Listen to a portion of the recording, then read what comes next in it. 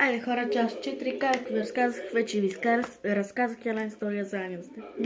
Но това вече не ме интересува. Аз съм се променила, трябва да се оправят. Аз съм ти скажа денито. Здравейте! Сега не знам. Сега хора тук ще се налея вода. Сок! Чакай. Така хора. Останаме от този малко сок, но е толкова тъп, толкова ми трябваше. Така, хайде да го тестваме.